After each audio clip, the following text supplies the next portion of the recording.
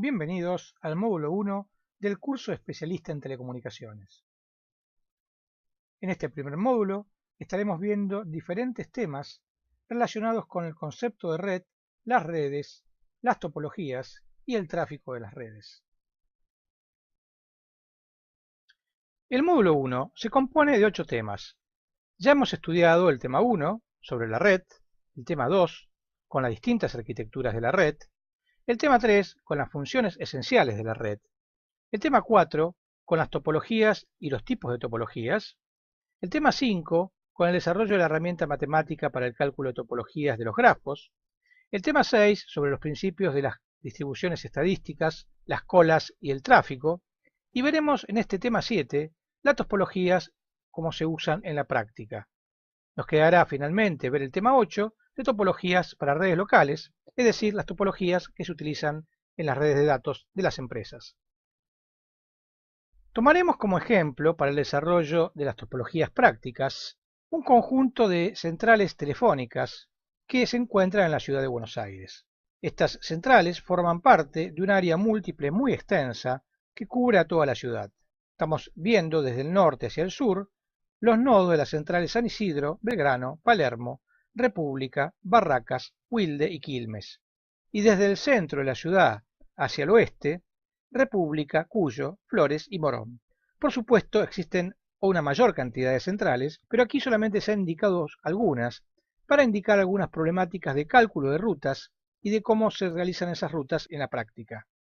Como dice nuestra transparencia, cada troncal que se instale, la troncal es, por ejemplo, el enlace que está entre San Isidro y Belgrano, entre Belgrano y Palermo, entre Palermo y República, etc., deberá disponer de varios canales, pues no solamente va a transportar las comunicaciones que vayan de San Isidro a Belgrano, sino que deberá transportar además las que vayan de San Isidro a Palermo, de San Isidro a República, de San Isidro a Barracas, de San Isidro a Wilde, de San Isidro a Quilmes, de San Isidro a Cuyo, de San Isidro a Flores, de San Isidro a Morón.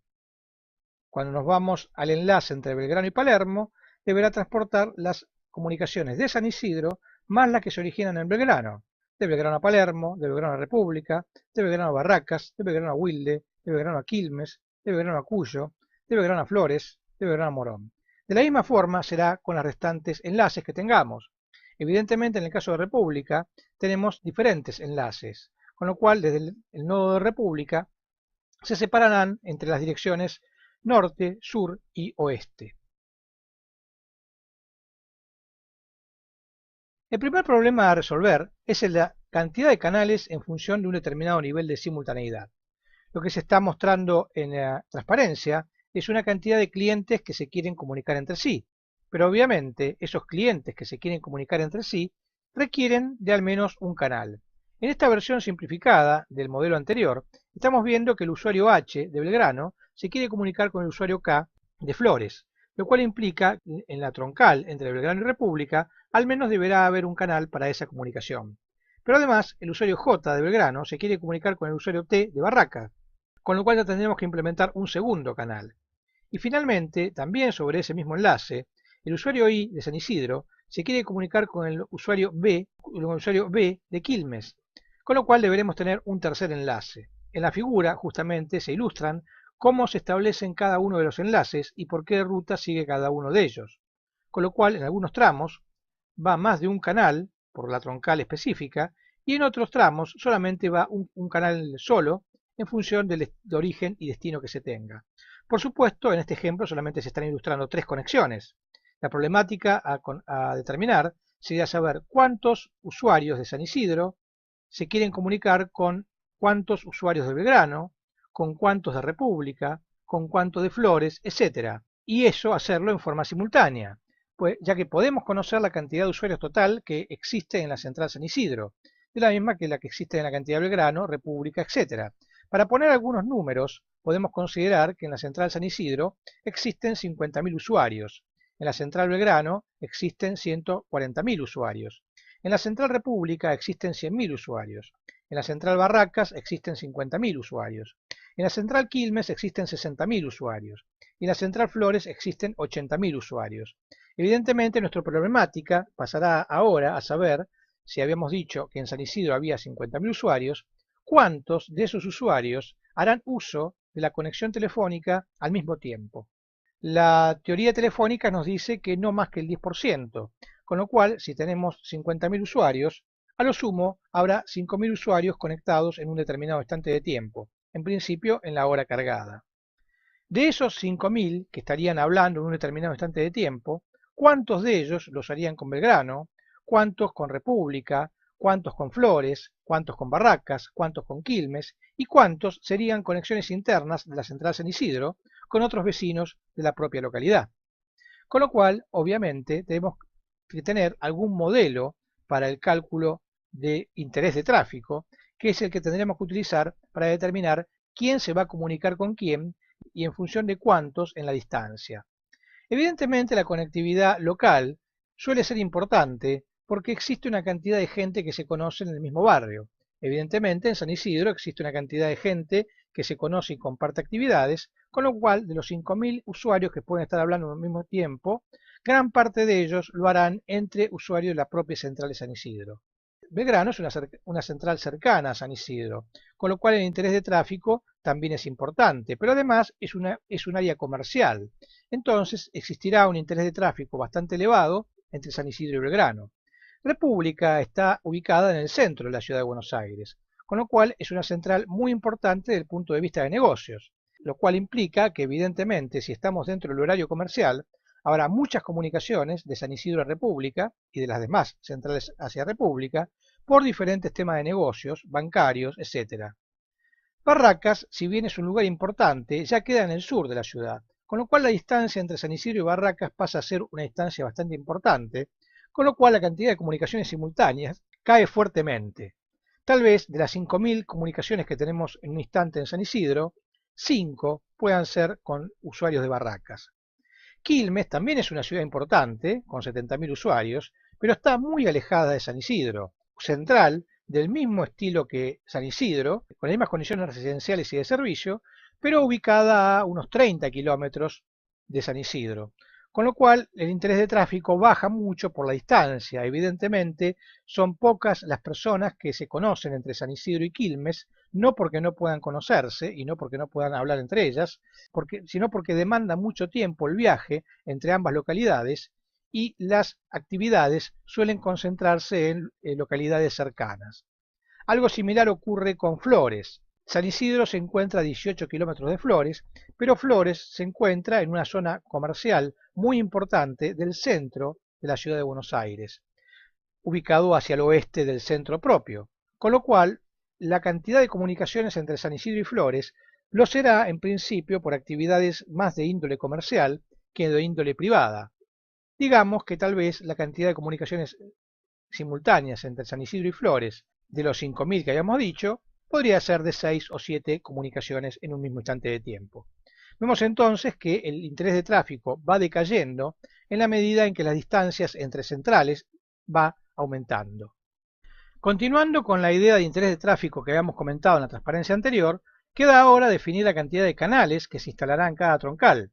Evidentemente, si habíamos dicho que el interés de tráfico entre Barracas y San Isidro es de 5 comunicaciones simultáneas, de los canales que van entre San Isidro y Belgrano y entre Belgrano y República, 5 deberán ser reservados para la comunicación que viene de San Isidro, pues a lo sumo habrá 5 canales que se están utilizando de forma simultánea para unir usuarios de San Isidro con usuarios de Barracas.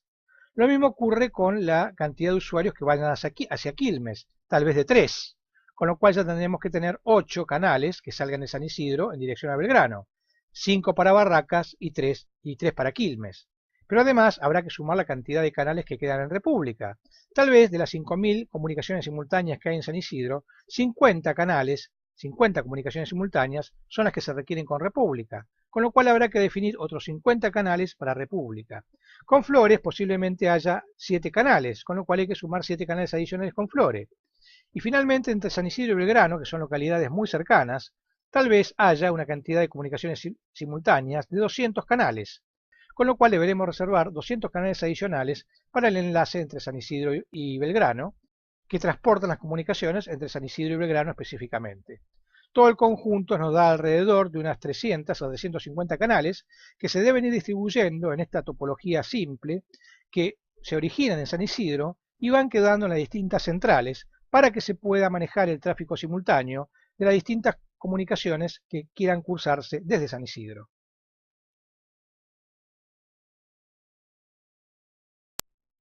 Pasaremos ahora a hacer un detalle de cómo se implementa esto en la práctica para lo que es la conmutación telefónica. Evidentemente, el ejemplo que hemos ido desarrollando tomó como ejemplo el caso telefónico, pero la diferencia que se muestra en esta transparencia es muy simple y es solamente los efectos de facturación. Como dice en esta transparencia, se factura por el tiempo que el canal está establecido, ya sea que esté o no en uso. Es decir, si el canal está establecido, los usuarios no están comunicándose entre ellos, no están hablando, igual se les facturará, porque se está ocupando un canal de la red y por ende ese canal debe ser facturado. Los canales son permanentes en tanto y en cuanto no se corte la comunicación, es decir, que el recurso que se toma de la red se ocupa todo el tiempo que dure la comunicación.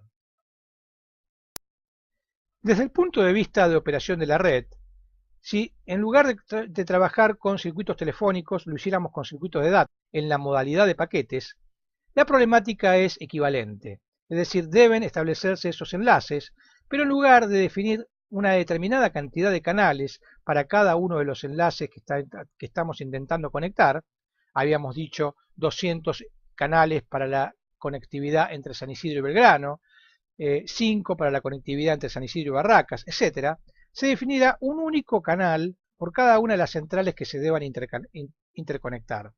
De esta manera habrá un único canal que va de San Isidro a Flores, otro canal que va de San Isidro a Quilmes, otro canal que va de San Isidro a Barracas, otro de San Isidro a República y finalmente otro canal que lo hará de San Isidro a Belgrano. ¿Por qué se instala un único canal en el caso de las redes de paquetes? Porque lo que se hará es darle un determinado ancho de banda al canal que sea suficiente para transportar la cantidad de paquetes simultáneos que se requieran transportar sobre ese canal, es decir, entre esos dos nodos de comunicaciones, en la hora de mayor tráfico. Y el proceso simplemente se resuelve aumentando el ancho de banda de ese canal que se ha establecido. Por ejemplo, si la necesidad de velocidad que se requiere para los paquetes que se van a transmitir entre San Isidro y Flores es de 256 kilobits por segundo, el canal que existe entre San Isidro y Flores será un canal de 256 kilobits por segundo. Si en algún momento hay que ampliarlo, se lo ampliará, por ejemplo, en paso de 64K, que son canales telefónicos equivalentes. Si lo que se requiere entre San Isidro y República es de 2 megabits, será un canal de 2 megabits de ancho de banda. Si en algún momento se lo requiere ampliar, se lo podrá ampliar, por ejemplo, a 4 megabits, y así sucesivamente. Para cada una de las interconexiones entre los distintos nodos, se le otorgará un ancho de banda suficiente para poder transportar todos los paquetes que se requieran en un determinado instante de tiempo, es decir, la cantidad de paquetes simultáneos que deban viajar entre los distintos nodos que existen en la red. No se factura por tiempo de comunicación, sino que se factura por cantidad de paquetes que se remiten. Es decir, hay dos modalidades de facturación, por eso se marcan en línea de puntos las conexiones, ya que el uso de recursos en la red es un uso de recursos aleatorio que está supeditado a la cantidad de paquetes que transmite cada usuario. Con lo cual, si un usuario no transmite paquetes, en principio no está ocupando la red, aunque tenga reservada parte de los recursos de la red. Pero al no ocupar la red, puede no cobrársele. Con lo cual, con el correr del tiempo, se han definido dos esquemas diferentes de facturación. Un esquema de facturación al detalle, es decir, se cobra por cada paquete enviado y por otros usos de la red, y una facturación genérica, en la cual se cobra una determinada tasa por ancho de banda otorgado, que es lo que típicamente se hace hoy en día para el acceso a Internet con las modalidades de ADSL y de cable módem, en donde se cobra un determinado abono mensual en función de la velocidad de acceso que se solicita. Si se solicita un acceso de un megabit por segundo, se cobrará un determinado valor, y si se solicita un acceso de 10 megabits por segundo, se cobrará un valor más elevado. No de 10 veces, pero un valor más elevado al de la velocidad de 1 megabit por segundo. En el caso de la conmutación de mensajes de IP, se deberá establecer, de igual forma que en el caso anterior, un canal por cada pareja de nodos que existan en la red. Tomando como ejemplo San Isidro, como lo hicimos en el caso anterior, habrá que establecer un canal que una San Isidro con Flores, otro con Quilmes, otro con Barracas, otro con República y finalmente otro con Belgrano. Y de la misma forma que habíamos comentado en el caso anterior de conmutación de paquetes, habrá un único canal con un ancho de banda adecuado para transportar la cantidad de datagramas necesarios que se produzcan en la hora cargada. Es decir, que existe un único canal, pero con un ancho de banda adecuado al tráfico total que se deba remitir. Desde el punto de vista operacional, son idénticas las dos redes, ya sea con conmutación de paquetes o con remisión de mensajería IP. La diferencia ocurre en los distintos nodos, es decir, los nodos que remiten datagramas son enrutadores que remiten cada datagrama en forma independiente por la ruta más adecuada que se encuentre en un determinado instante de tiempo. En cambio, los conmutadores de paquetes de la transparencia anterior establecen enlaces específicos para transmitir los enlaces entre un origen y un destino por esos enlaces o canales específicos que han definido en algún momento de la conexión. Comentaremos ahora brevemente el ejemplo de la evolución de la red de telecomunicaciones de la Ciudad de Buenos Aires. La red de telefonía de Buenos Aires nació lentamente en función de distintos nodos que se fueron abriendo en diferentes barrios, separadas entre ellas con una distancia de alrededor de 5 kilómetros entre sí. Solamente estaban contempladas en esa red las centrales dentro de lo que se entiende como Ciudad de Buenos Aires. La Ciudad de Buenos Aires es más amplia que lo que se entiende como Ciudad de Buenos Aires en el siguiente sentido. La Ciudad de Buenos Aires comprende un distrito federal, que es la capital de todo el país, y comprende además una cantidad de ciudades vecinas que se fueron aglomerando alrededor de esa Ciudad de Buenos Aires original. Hoy en día todo el conjunto se denomina como Gran Buenos Aires, si bien contiene unidades administrativas diferentes. En algún momento, durante la década de 1950, se decidió que las localidades vecinas también conformarían parte de la misma red telefónica que estaba dando servicio a la Ciudad de Buenos Aires. Esa red, que se amplió, pasó a denominarse AMBA, Área Múltiple Buenos Aires, y comprende no solamente a la Ciudad de Buenos Aires, sino a una cantidad de localidades vecinas que están ubicadas en el norte de la ciudad, al oeste de la ciudad y al sur de la ciudad, conformando un área mucho más amplia que abarca aproximadamente 25 kilómetros a la redonda del centro de la Ciudad de Buenos Aires. La primera solución que se ofreció para automatizar el servicio telefónico en la ciudad, cuando se agregaron las localidades vecinas, fue por medio de centrales tándem. Las centrales tándem son centrales de un orden jerárquico mayor que permiten conectar distintos grupos de centrales contra otros grupos de centrales.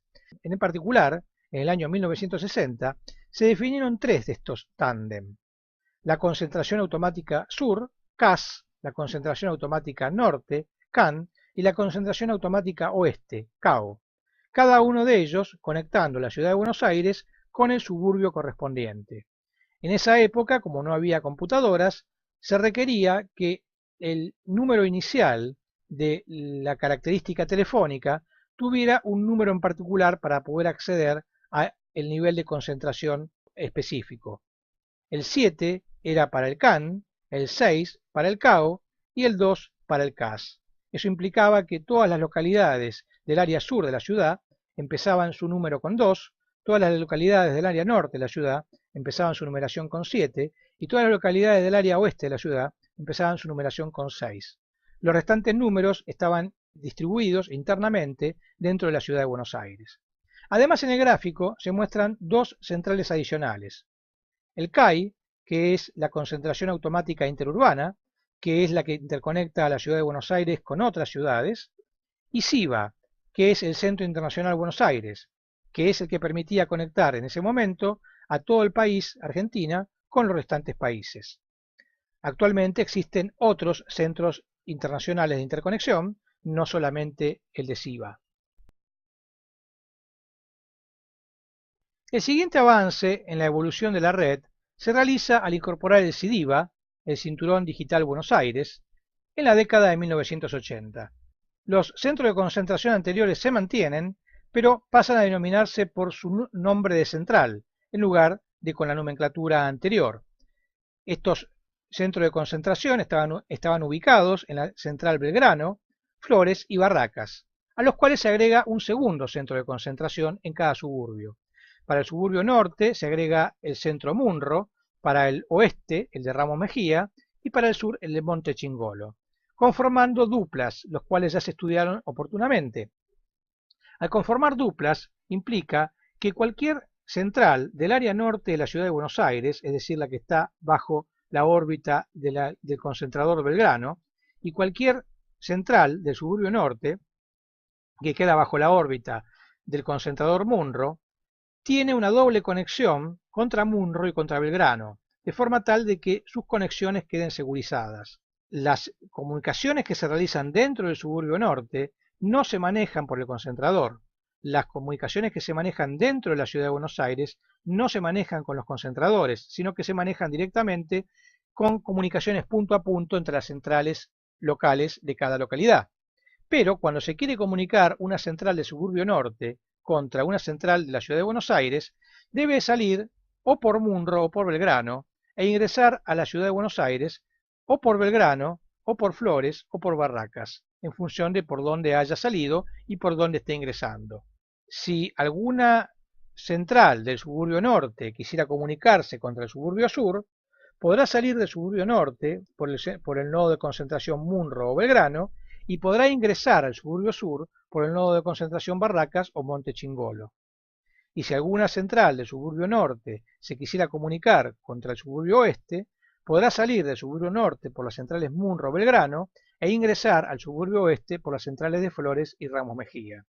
Es decir, si alguna de estas centrales se cae, siempre existe la segunda central para poder garantizar que la comunicación se podrá realizar. Además, se ve los nodos que ya habíamos comentado anteriormente, el nodo CAI, el Centro Automático Interurbano, en la central Cuyo, para comunicarse con otras ciudades del país, y el Centro Internacional Buenos Aires, en la central Talcahuano, para comunicarse con otros países.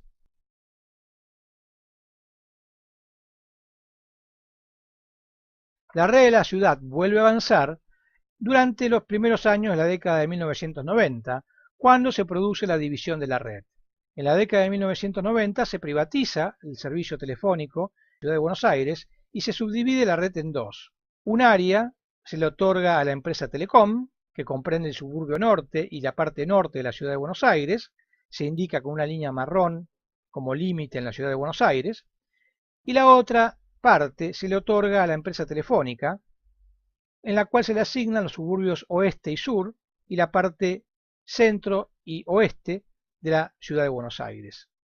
Cuando se hace esa subdivisión, las nuevas empresas prestatarias deciden agregar nodos de conmutación de concentración. Para el caso de la empresa Telefónica, en el suburbio sur agrega un segundo nodo de conmutación, Wilde, que se suma a Monte Chingolo, conformando una dupla para el suburbio sur. Todas las centrales del suburbio sur remiten a Monte Chingolo y a Wilde para conectarse entre ellas y para conectarse contra otros suburbios o contra la ciudad de Buenos Aires. Al suburbio oeste se le agrega el nodo Morón, que junto con Ramos Mejía forma la dupla del suburbio oeste, que le da servicio a todas las centrales del suburbio oeste y a las centrales que quieran salir del suburbio oeste a los otros suburbios o a la ciudad de Buenos Aires. En lo que respecta a el área de Telecom, en el suburbio norte se agrega un segundo nodo, Caseros, que se suma a Munro, para manejar en forma repartida las comunicaciones que se producen en el suburbio norte. Y en lo que respecta a la ciudad de Buenos Aires, en el ámbito de Telefónica se agregan dos nodos adicionales. Al nodo de Flores se le suma el nodo de Cuyo y al nodo de Barracas se le suma el nodo de Avenida. De esa manera quedan dos duplas diferentes dentro de la ciudad de Buenos Aires. Una que comparte el conjunto Barracas Avenida y otra que comparte el conjunto Cuyo Flores. En cambio, en el sector de Telecom se decide dividir los sectores de la ciudad por medio de clústeres y se agregan dos centrales adicionales. Junto con el nodo Belgrano se agrega el nodo Clínicas y el nodo Paternal. y se hacen sectores de tráfico entre las centrales, Belgrano y Clínicas por un lado, Clínicas y Paternal por otro, Paternal y Belgrano por otro, Paternal y Caseros por otro lado, y Munro y Belgrano por otra parte. De esa manera se distribuyen las interconexiones y se logra operar con un nodo menor, ya que en el caso de haberse trabajado por duplas estrictas, se tendría que haber agregado un sexto nodo. De esta manera, con 5 nodos y trabajando por clústeres, se puede reducir la cantidad de nodos de transporte. Además, se muestra en naranja las interconexiones entre las dos redes. Evidentemente, al haber dividido las redes en dos empresas, tiene que haber algún mecanismo para poder pasar de una red a otra, con lo cual se establecen enlaces entre centrales cercanas. Justamente la central Clínicas se establece como central de tránsito porque está ubicada muy cerca de la central de Cuyo, no más de 1 kilómetro. Lo mismo ocurre con la central Paternal, que pasa a ser central de tránsito, pues está ubicada muy cerca de la central Flores, no más de 1 kilómetro.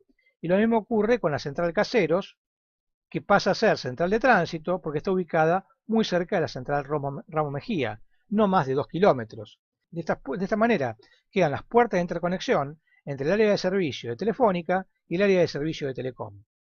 Además, se muestran dos centrales en verde. Las centrales en verde son las centrales de conexión internacional. A la central Talcahuano se le suma una central dentro del área de Telecom, que es la central Golf. Y además existen las centrales interurbanas, que son las que se indican en rojo.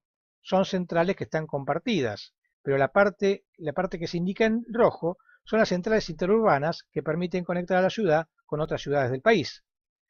A la central Cuyo, que ya existía, se le agrega como dupla la central Barracas para la conexión interurbana.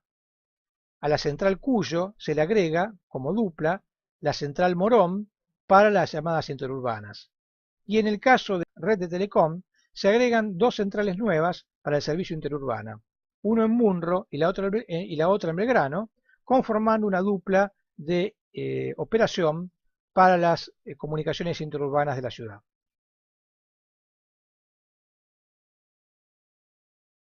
La topología de los sistemas de transmisión suele ser muy simple.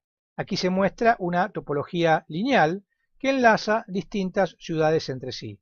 Se está mostrando el caso de un enlace en Perú que une las ciudades de Lima con las ciudades de Ica, con las ciudades de Arequipa y con las ciudades de Puno. Es un enlace lineal y en algunos de esos nodos se puede hacer inserción y extracción de canal y en otros no. Son solamente estaciones repetidoras en los cuales se repite la señal para que siga avanzando hacia el destino lejano.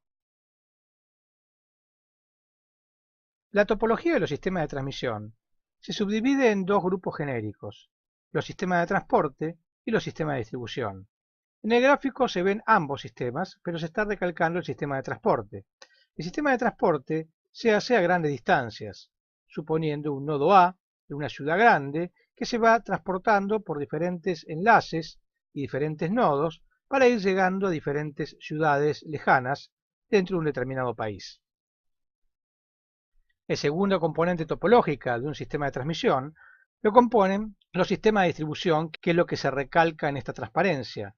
Desde un sistema de transporte, que es el que se muestra en celeste, se van sumando diferentes sistemas de distribución que van uniendo a localidades más pequeñas con el sistema principal. En este caso se están mostrando 5 de tales sistemas que con distintas configuraciones topológicas van tomando los canales, pueblos más pequeños, y sumándolos como sistemas tributarios al sistema principal que se transporta entre grandes ciudades.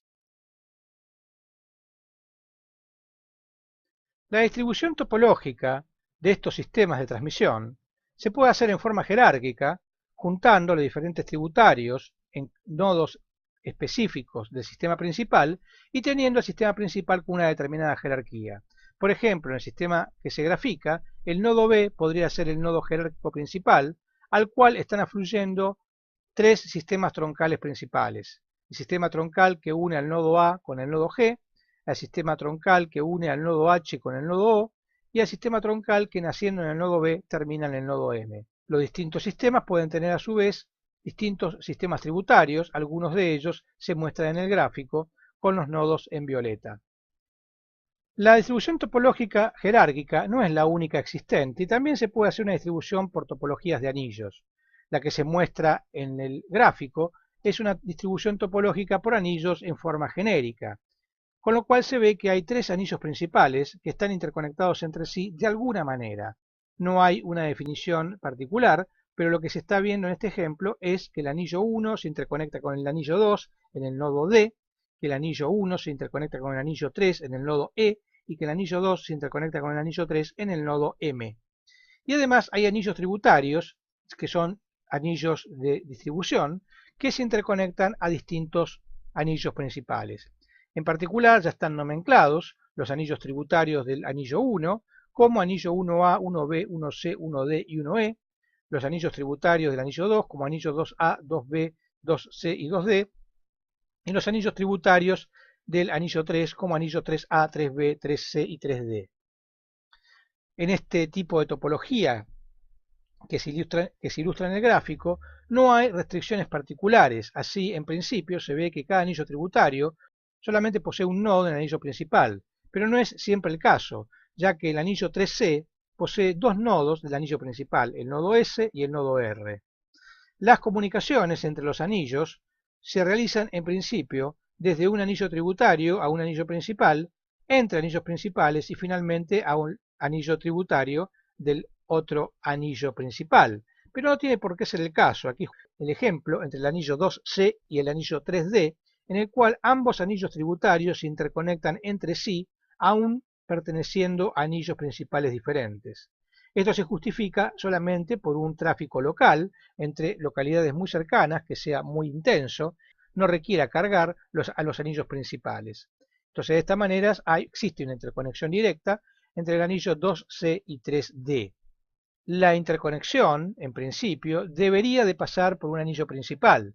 Tal sería el caso si un nodo, el nodo 3 del anillo 3A, se quiere conectar con el nodo 2 del anillo 2A del anillo 2. Con lo cual, la comunicación pasaría del anillo 3 A en el anillo 3 al nodo M, del nodo M pasaría al nodo D, del nodo D al nodo H, y estando en el nodo H entraría al anillo de distribución 2, dirigiéndose por ejemplo al nodo 3. Pero esa misma comunicación se podría realizar, topológicamente hablando, utilizando los anillos de conexión directa que habíamos comentado anteriormente. De esta manera, el usuario 3 del anillo 3A del anillo 3 se conectaría con el nodo M se conectaría con el nodo O, el nodo O entraría en el anillo tributario 3D, el cual recorrería los nodos 3, 2 y 1, en el nodo 1 se interconectaría con el anillo tributario 2C del anillo 2, con los nodos 2, 3 y L, e ingresando por el nodo L se transportaría por el anillo 2 hasta llegar al nodo M, nodo D, nodo H, y del nodo H hasta el anillo tributario 2A y al usuario 2 de ese anillo tributario. Justamente estas posibilidades que existen en este tipo de interconexión por anillos hacen que el tráfico no sea predecible a priori, ya que estamos otorgando posibilidades adicionales que pueden inclusive transgredir la jerarquía de anillo de distribución y pasar de un anillo de distribución a un anillo de transporte, pasar por dos anillos de distribución y luego volver a otro anillo de transporte para entrar finalmente en otro anillo de distribución. Esto no debería ser posible si se quiere manejar un tráfico controlado. Se puede determinar este tipo de restricción topológica por medio de políticas, pero en principio no estaría limitado y podría hacerse de la forma descripta. También podría hacerse de la forma directa que también se describió, pasando del anillo 3 al anillo 2 y luego a los tributarios correspondientes. Se prefiere tal conexión para evitar que haya un tráfico no controlado y que se pudiesen provocar lo que se conoce como tráfico calecita, es decir, un tráfico que empieza a dar vueltas por distintos anillos de la red sin llegar a destino o ocupando recursos adicionales de red que no hacen un uso eficiente de la red. Para evitar los problemas enumerados en la transparencia anterior, se suele disponer a los anillos en una estructura jerárquica. con lo cual existen distintos niveles de anillos. Como se ve en esta transparencia, existen 3 niveles de anillos: un anillo local, un anillo a nivel de ciudad y un anillo regional. No tienen por qué ser exactamente en estas estructuras geográficas, pero sí podrían ser 3 niveles de anillos, como anillo nivel 1, anillo nivel 2 y anillo nivel 3. Efectivamente, en este tipo de topología, un nodo del anillo local debe subir al anillo de nivel 2 al cual está interconectado, antes de poder pasar a otro anillo local. Si el anillo de nivel 3B quisiera comunicarse con el anillo de nivel 3C, deberá pasar primero al anillo de nivel 2A, subir luego al anillo regional de nivel 1, bajar al anillo de nivel 2B y finalmente pasar al anillo local de nivel 3C. Este tipo de estructura, si bien parece un poco ineficiente, en el sentido de tener que estar utilizando anillos de jerarquía superiores, tiene su justificación en el control de tráfico que se realiza, pues de esta manera se puede hacer un cálculo muy exacto de los tráficos que manejará cada anillo, a partir del interés de tráfico que tienen cada uno de los nodos terminales que se ubican en los anillos locales. De esta manera se puede distribuir eficientemente los recursos de red y tener redes con topologías controladas. El tema 7 es un poco diferente a los anteriores, ya que aquí se tratan algunos ejemplos, pero básicamente se han visto 5 conceptos: el concepto de topologías para redes WAN, el desarrollo de una topología para red WAN, un ejemplo de la conectividad en una metrópolis, las topologías para redes de transporte y un ejemplo de topología en redes de transporte. Para mayor consultas pueden dirigirse al email que se adjunta en la transparencia.